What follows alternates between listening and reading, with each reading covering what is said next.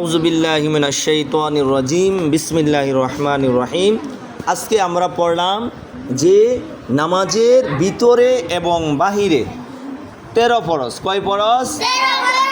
সবাই বলবেন আমার সাথে সাথে। আমরা পড়লাম যে নামাজের ভিতরে আহকাম এবং আরকান 13 ফরজ। আহকাম আরকান 13 ফরজ। এই 13 ফরজ হলো, এক নম্বরে হচ্ছে শরীর পাক। আমার শরীর যদি পবিত্র না হয় তাহলে কি নামাজ হবে? নামাজ হবে। 2 নম্বরে হচ্ছে কাপড় পাক। 2 নম্বরে হচ্ছে কি, আমি যে কাপড়টা পরবো সেই কাপড় অবশ্যই আমাকে পবিত্র হতে হবে। 3 নম্বরে হচ্ছে নামাজের জায়গা পাক। 3 নম্বরে হচ্ছে কি, নামাজের জায়গা পাক। 4 নম্বরে হচ্ছে ছতর ডাকা। 4 নম্বরে কি, ছতর ডাকা। যদি ছতর ডাকা না হয় তাহলে কি আমার নামাজ হবে? আমার নামাজ হবে না। তাহলে ছতর অবশ্যই আমাদেরকে কি করতে হবে? দেখে তাহলে নামাজ আদায় করতে হবে। 6 নম্বরে আমরা কইটা পড়লাম। 4 নম্বরে 5 নম্বর হলো কেবলামুখী হওয়া।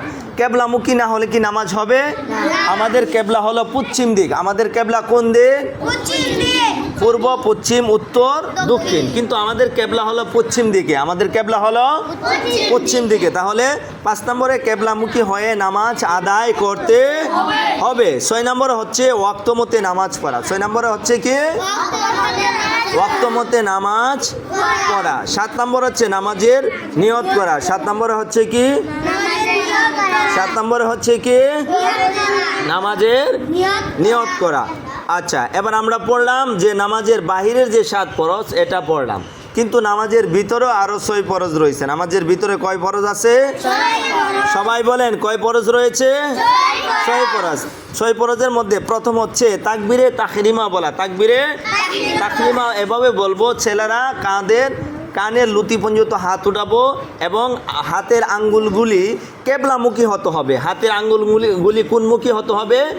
কেবলামুখী হয়ে এরকম বলবো, আল্লাহু আকবার। ছেলেদের নাভিদের নিচে এবং মেয়েদের বুকের মধ্যে কি করতে হবে? হাত বেঁধে নামাজ আদায় করতে হবে। 2 নম্বরে দাঁড়িয়ে নামাজ পড়া। 2 নম্বরে কি? সবাই বলেন 2 নম্বরে কি? 3 নম্বরে কেরাত পড়া। 3 নম্বরে কি? কেরাত পড়া। 4 নম্বর হচ্ছে রুকু করা। 4 নম্বরে কি? রুকু করা। 5 নম্বরে 2 সেজদা করা। 5 নম্বরে কি? 2 সেজদা করতে হবে। 5 নম্বরে কি করতে হবে?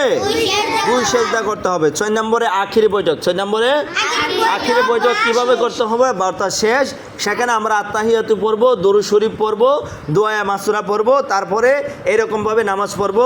প্রথম ডাইন দিকে আসসালামু আলাইকুম ওয়া রাহমাতুল্লাহ, আসসালামু আলাইকুম ওয়া রাহমাতুল্লাহ, এইরকমভাবে আমরা নামাজ শেষ করব। আল্লাহ পাক যেন আমাদেরকে এইরকমভাবে নিয়মতান্ত্রিকভাবে নামাজ আদায় করতে পারে।